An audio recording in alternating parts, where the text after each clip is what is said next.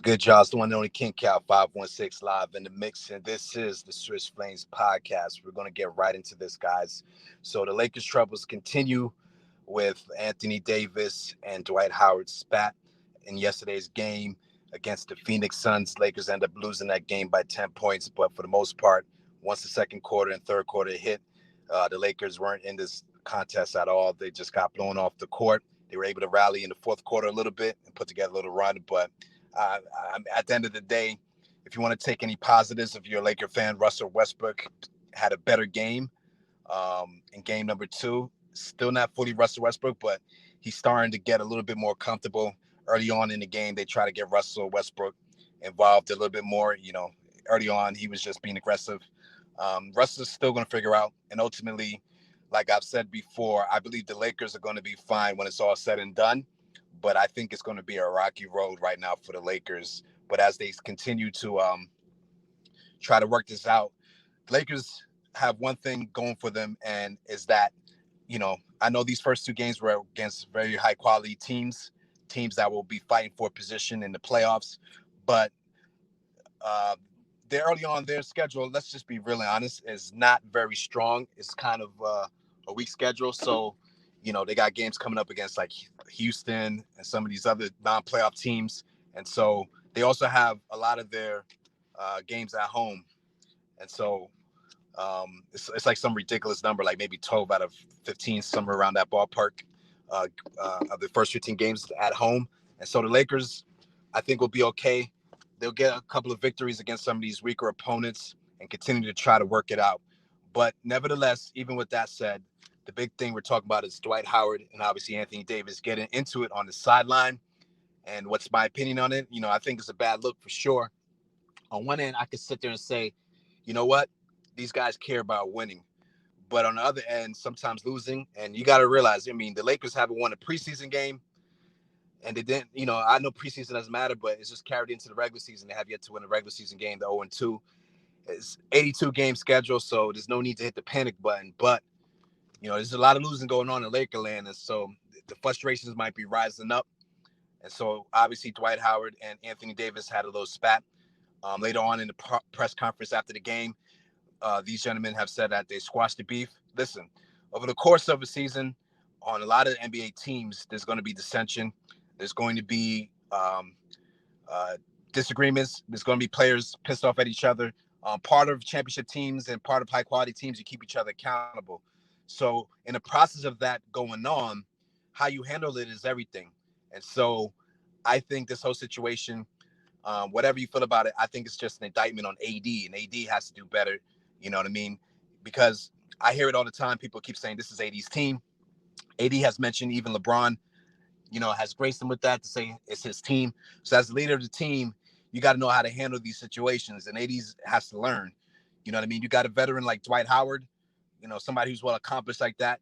I'm not saying you can't call him out, but you just don't get in the face of him like that on the sideline. You guys could talk it out better than that.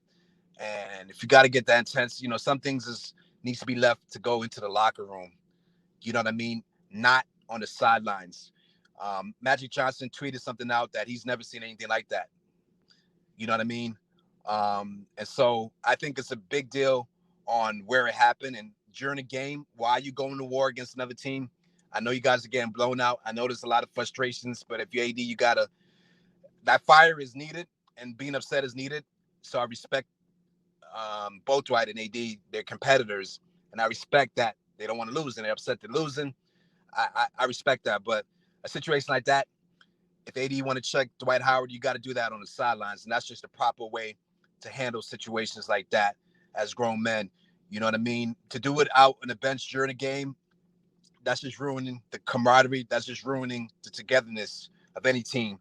So do I think this is going to hinder the Lakers the whole season? No, I don't think so. But I just think that moving forward, you know, the Lakers got to expect they're going to lose some games that they're going to get frustrated, and some of them are going to be blowouts. But they got to continue the process. They got to continue not cheating the process, and they got to continue working forward. And the big key for the Lakers is an AD being consistent and getting Russell Westbrook acclimated with the team so that Russ can impact a game on a high level. And so the Lakers got to figure out rotations. And it's tough with all the injuries they have, not making excuses, but to try to get a proper feel for how the team's going to be with some of the key players you would have a part of your rotation not able to play right now. Even recently, we found out that Kendrick Nunn is going to be out a few more weeks with a bone bruise. The Lakers are scrambling right now, and I think they'll figure it out. But I think the road's going to be a little rocky. But once again, because of the soft schedule, the first two games obviously weren't soft, but coming up, they're going to have, the course of these next few games, they're going to have easier teams to go against, younger teams to go against. You know what I mean? And so I take it that the Lakers will bounce back. Next game, I believe, is against Memphis, which that's going to be a tough game too.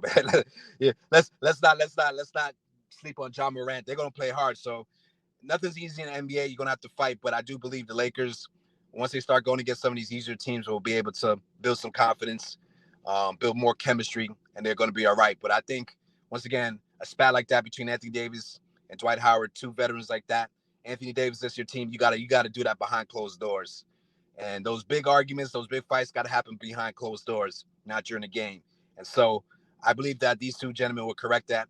They look like they've squashed it out. So we'll see how that all unfolds. Let me know what you guys think about the confrontation between Anthony Davis and Dwight Howard.